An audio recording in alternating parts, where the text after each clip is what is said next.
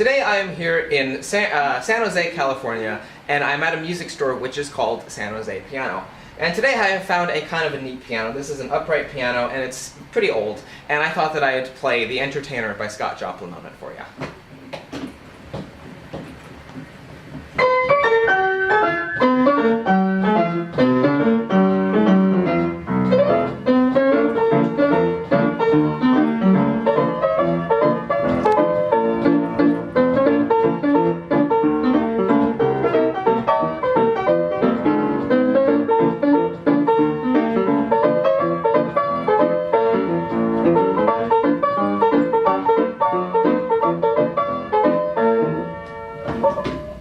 So obviously this is a player piano, but what's interesting about it is that it actually works absolutely perfectly. Every note plays, all the little knobs and switches work, and I thought I'd open this up and move my sheet music aside, and I thought I'd open this up and show you how it works inside. You have a paper roll that goes over these air holes, and I don't exactly know how it works, but I believe that it draws air in, and when the little hole over the paper goes over the little hole in this metal bar, that triggers a certain note on the piano. I believe that's how it works. So when you're pumping the pedals, that happens.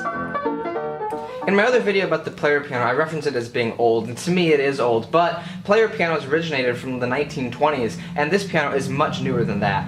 And so if you look inside here, and you look at all the parts and you have all these chains and hoses and things, while it is, to me, it's rather old, it's not from the 1920s or 30s, and so therefore if something did go wrong with a player piano like this, it would be a bit easier to service than a piano from the 1920s.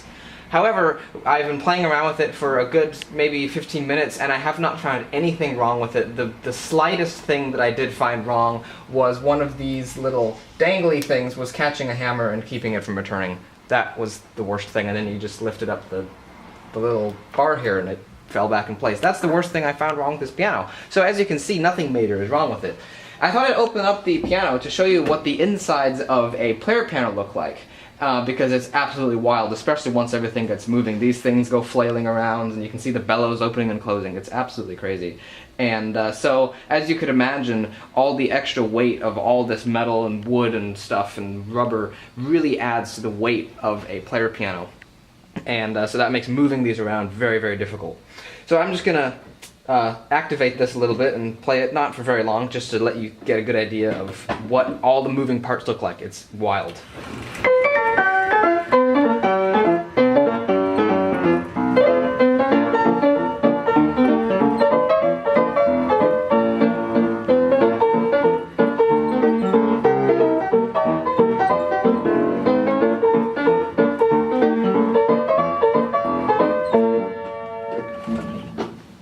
That was kind of a weird ending right there, but I just thought I'd let you see what the inside of a player piano looks like, because I find it very interesting. We actually used to have a player piano, and my favorite thing to do would be open up the lid and look at all the parts moving around.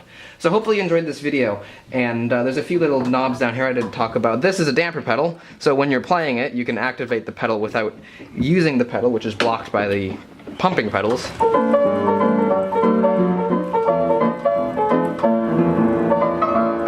Of course, if you hold it down, it becomes silly. And then these buttons over here, let's find out what they do. So when you're pumping it, I believe they should... Okay, so this one moves the treble forwards to make it quieter, like so. And this one moves the bass side closer together, as you can see. And then with both of them going, a bit quieter.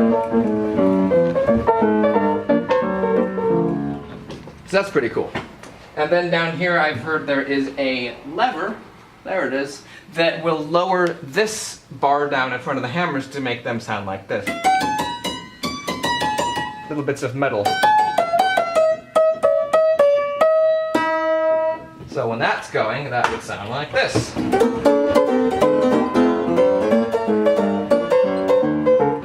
So it kind of makes it sound plinky and older, like an older piano of the time. So that's what the inside of a player piano looks like. Hopefully you enjoyed this video, and if you did, then make sure to go check out my other content. Maybe you'll enjoy that as well, and I'll see you in the next video.